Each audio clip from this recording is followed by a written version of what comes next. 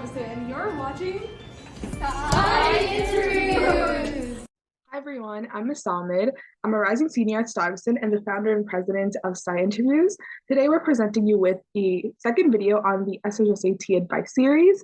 So our last video did really well, so we wanted to do a part 2. So for a little bit of information about the exam, we have a lot of information down in our description, so feel free to check that out. But also I will say the SHSAT is an exam you take to get into one of the specialized high schools. Stuyvesant has the highest cutoff score. People take the exam around October, so to kind of help prep for the exam, why not get advice from the students who aced the test? We're doing a part 2 because our last video did really well, and it's linked in the description as well. And if you notice, in that video, we answered every single comment we could. So feel free to drop any questions, any comments you have in the comments down below, and we will get back to you as soon as possible. Well, that's kind of everything. We hope this helps you, and let us know what you want to see next. Hi, quick editor's note. So the SHSAT advice videos are a 3-part series, so 3 episodes, I guess.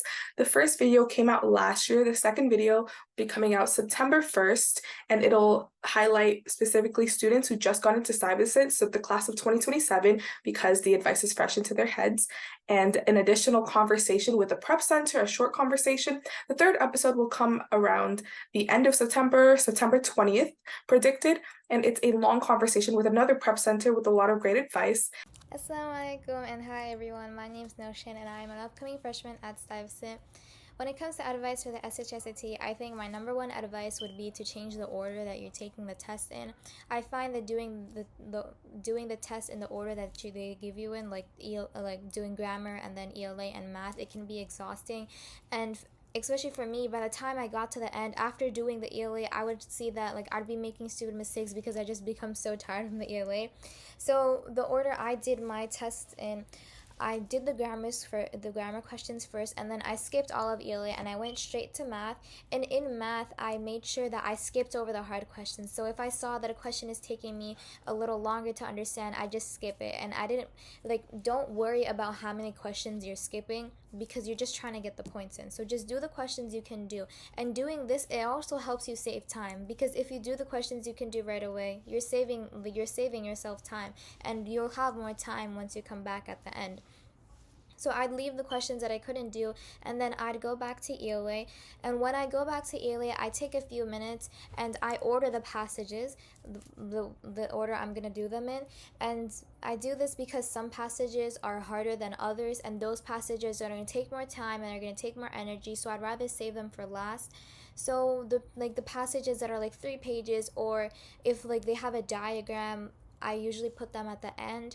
And the passages that are shorter and they have maybe an easy title or something, I just put them in the beginning. And if some passages do look similar, there's a lot of passages that are just 1 page, so I would read the first paragraph and I see which passage that I understand more of, and the one I understand more, I would put that earlier. And for poems, I would always put poems at number 5, because poems can either be hard or they can be easy, and so I just put them in the middle. And doing that, it helps me do the questions because if the passage is easier, the questions are going to be easier. So I know that it ensures that I get more questions right. And when it comes to practicing for the SHSAT, I do recommend going to tutoring, private tutor or not. I think tutoring really helps because it forces you to study. Sometimes you can get lazy, and going to tutor is gonna avoid you from getting lazy. And for me, I would do more practice tests instead of doing the practice books, because I feel sometimes in books, when they go and try to explain things, they write a lot, and sometimes you just don't understand the writing, and that can be really frustrating. So I feel if you do practice tests, when you get something wrong, you'll understand it in a way that you'll be able to understand it, if that makes sense. So when it comes to practice tests, I'd make sure I put on a timer, and I would time myself, and at the end I would check over it, and I'd make sure I have a notebook, and I'd call that my correction notebook. And in my correction notebook, I'd write the questions that I got wrong. So I'd rewrite the questions, I'd write my mistake, I'd fix that mistake, and then I'd write advice to myself. And this really helps, because especially when I write that advice, I'm gonna remember that advice next time, because when you write something, you remember it. So next time I take the test, I'll remember I wrote I need to make sure I pay attention to all the words, or pay attention to my negatives, or when it comes to ELA, I need to make sure that I can distinguish the answer choices. And that really helped like fix my mistakes.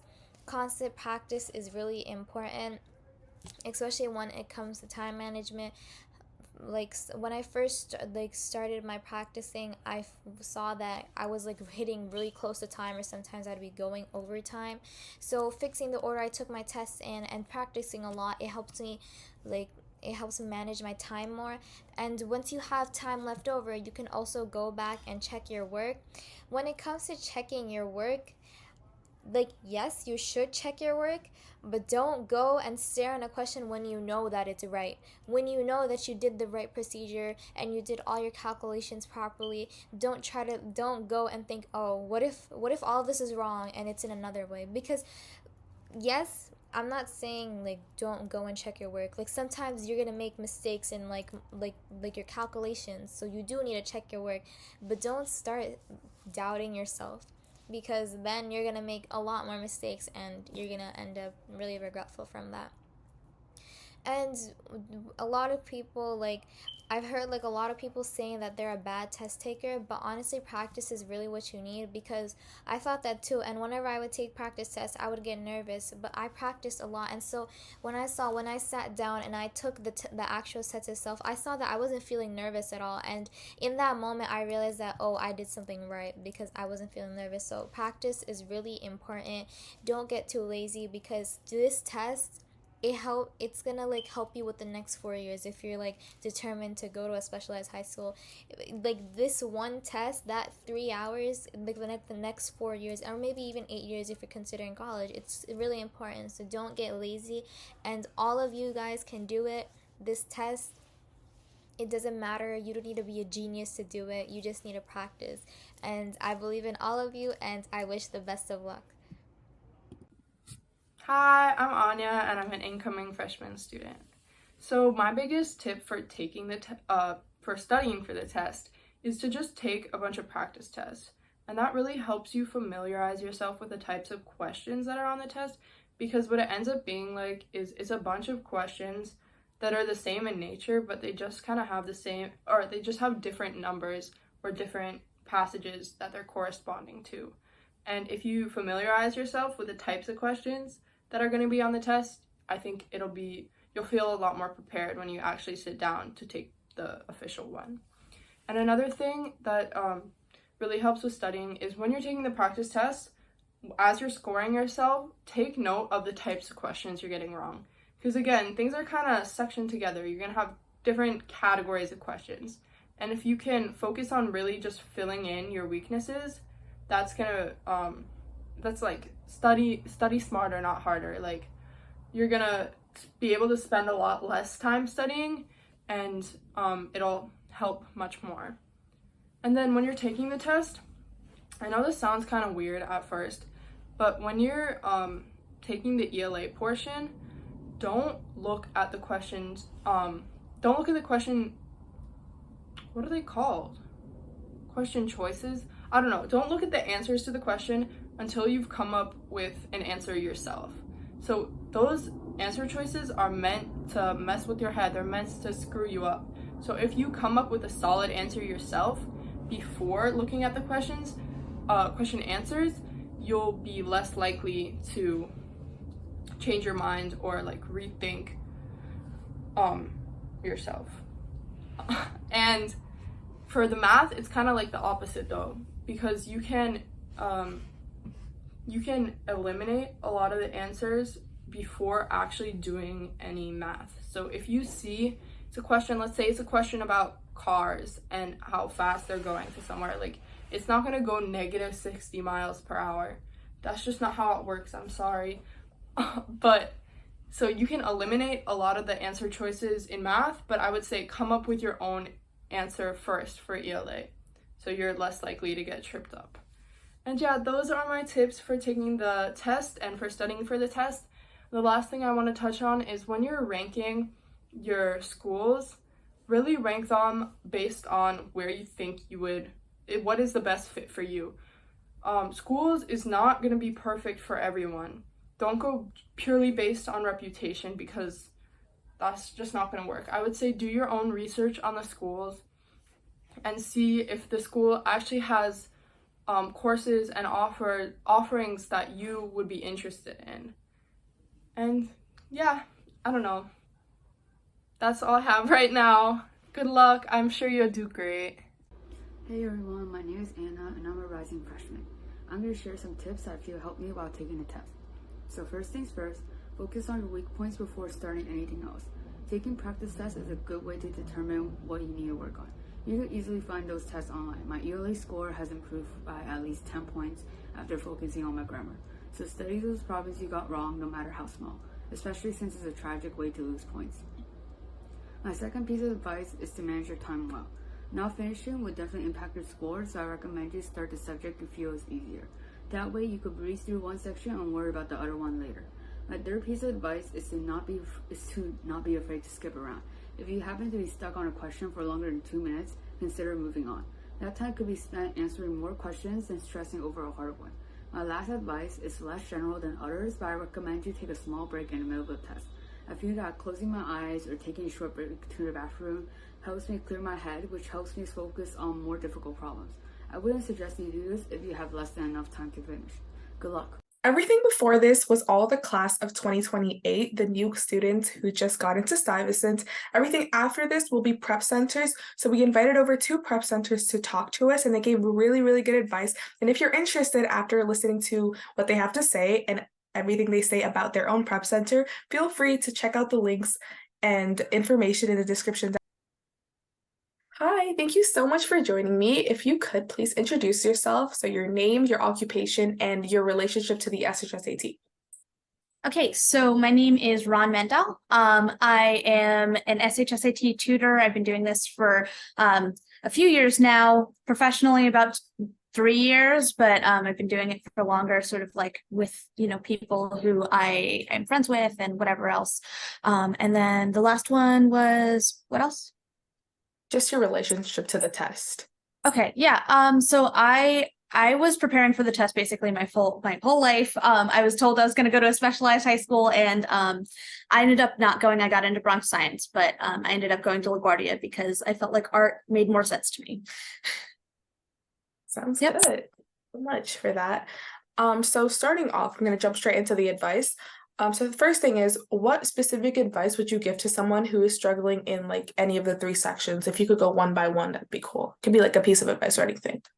Yeah, so for the reading section, I would say slow down. A lot of the time, like I see kids rushing through it, or they get nervous and then they stop really paying attention to what's going on.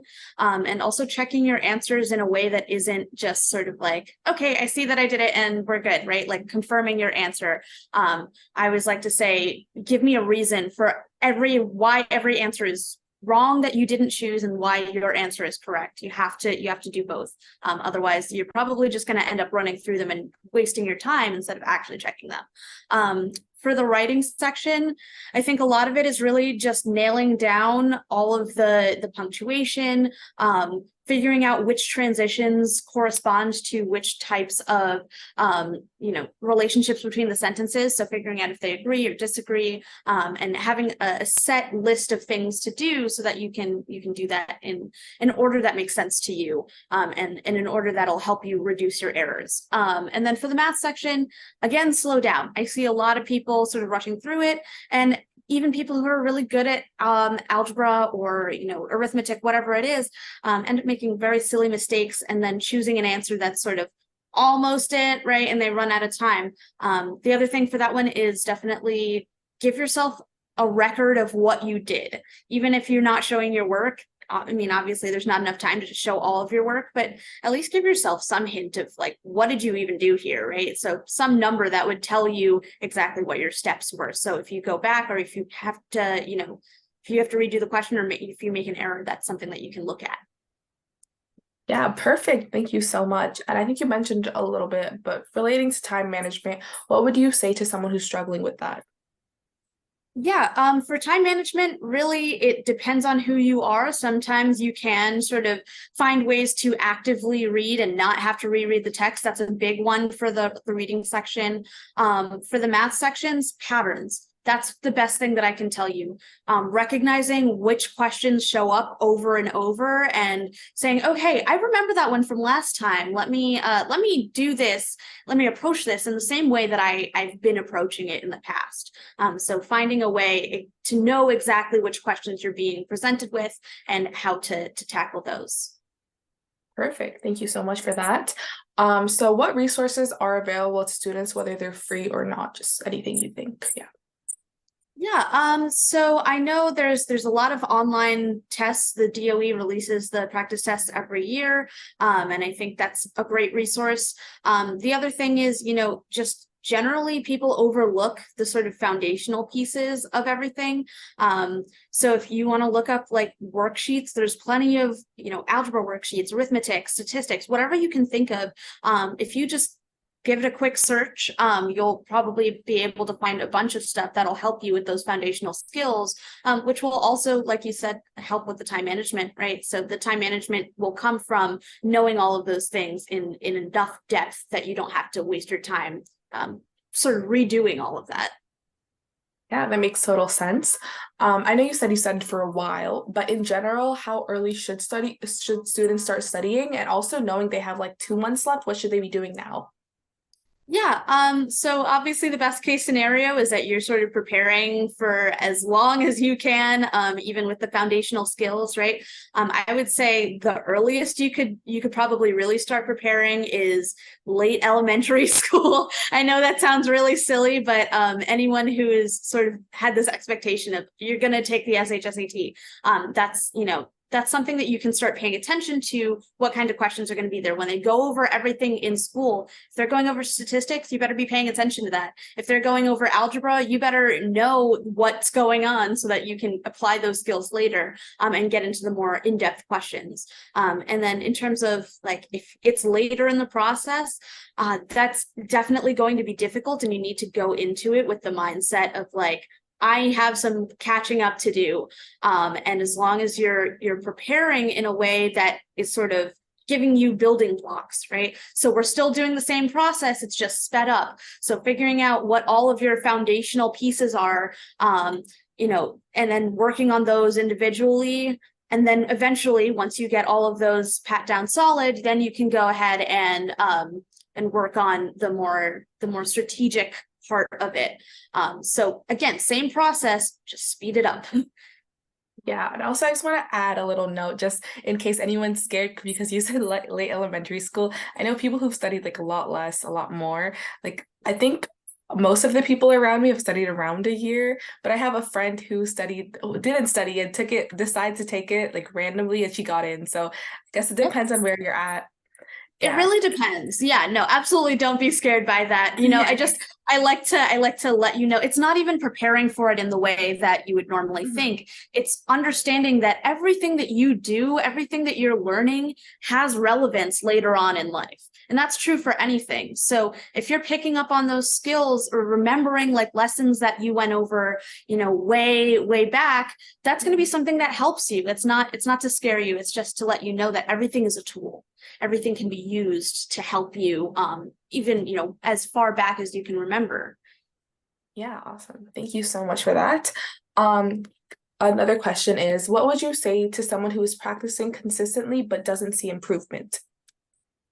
Most of the time when I see that, somebody's nervous. It seems like that's a big problem where guys get really nervous and it's like, I am done with this. They're taking like 2 practice tests a week, overstudying. That is a thing. You can overstudy. Don't overstudy. Give yourself a break. And honestly, I know this is a big one, right? Like sleeping. You have to sleep. Please go to sleep. Sometimes that's all it needs, is that you've been overworked and you're not gathering information in the way that is helpful anymore. So, making sure that you're taking care of yourself, and that'll help you be able to absorb the information in a way that's better, and that is more effective toward actually learning and using the skills that you need. Yeah, that totally makes sense. I know a lot of prep centers recommend certain books or websites. Do you have any recommendations? I think it really depends on how accurately their material matches. I would say there are a lot of books out there that are fine. I would just compare them. It's up to you, really. Like I can't say everything, in terms of all of the books that are out there. I personally, we use the Tutorverse book. I think it breaks down the basic material really well. And after that, I really heavily rely on the DOE tests themselves. So for content, Tutorverse is pretty good. Everything else, once you start getting the strategy part of it back in, that's when you would use the tests themselves. Got it. And what would you say to someone who's struggling to stay motivated? Figure out why you want to be there. That's a big thing, because I know we can sometimes get lost in the whole like, oh, it's prestigious. Okay, put that aside. Like, okay, fine, right? Good, yes, but why do you as an individual want to spend 4 years at this place? You're going to be waking up at, the crack of dawn, and you're going to be staying there until it gets dark. Give me a reason why you want to do that. And I think there's plenty of clubs and stuff that make it worthwhile. I know a lot of the kids that I work with, they're like, sports. Bronx Science has a giant like sports field. I know people go into STY because they love swimming and they're like, I want to do this competitively. All of these extracurriculars can be really, really helpful to motivating you and say, this is what I really want to do. I was on the science Olympiads at my high school. I did it because, I don't know, I was missing science, but yeah, it's, that's a big motivator too. I know the, STY's teams and Bronx Science's teams, all of them are so good. That's, and it's fun. It's fun. So try to find something that you're going to enjoy and that's really going to help you wake up in the morning. Yeah, that's such great advice. And lastly, do you have any general advice? And also, would you like to talk about your prep center specifically? Yeah, so general advice, I would say, like I've been saying, you have to find why it's good for you. You have to work with yourself. That's a big one. Use your way of learning. Everyone has their own way of learning, and to try to mold your brain into the way that somebody else wants to teach you is not always going to be the best way. So if you're having trouble with whatever you're learning right now, or the way that you're trying to approach things right now, think about how you learn. Are you a visual learner? Are you more, tactile, right? Anything that you can use to connect to the material in a practical way is going to be helpful to you, more helpful than just approaching it as, what everyone else wants you to do. And the motivation piece can be really, really helpful, lighting a fire that makes you say, I want to do this. I'm going to do it. So then also, yeah, for our prep center, you said, what was the question about that? Yeah, just anything you wanted to say about your prep center, if you had any links to go to. Yeah, so I work with Be Tutored right now, and I think Be Tutored really closely aligns with what I've been saying, where it's looking at your individual learning style. So especially if you're somebody who is having trouble with the larger classes, individual prep is going to be really helpful for you. If you're looking for sort of general tips and tricks, a class might be it still, but I think Be Tutored does a great job of looking at the child, or not child, you guys are like you're getting older, but like, looking at you as a person and saying, how do you learn and what can we do to help you? Because we're here to help you, right? Like you're not doing this on your own. We're here to help you get as far as you can. Yeah. Sounds good. I will link the link I found in the description, so if anyone's interested, feel free to check it out. Yeah, but that is. Oh, sorry. Okay. One more thing. You guys can also, if people want to email SHSAT@btutored.com, or sorry, let me say one more time. Let me just make sure that I have the right one. Yeah, okay, SHSAT2023@btutored.com. That's our general SHSAT inquiry email, and you can go ahead and send whatever you need to there. Okay, yeah, I'll leave that in the description as well, so feel free to check that out. Yeah, but those are all of my questions. Thank you.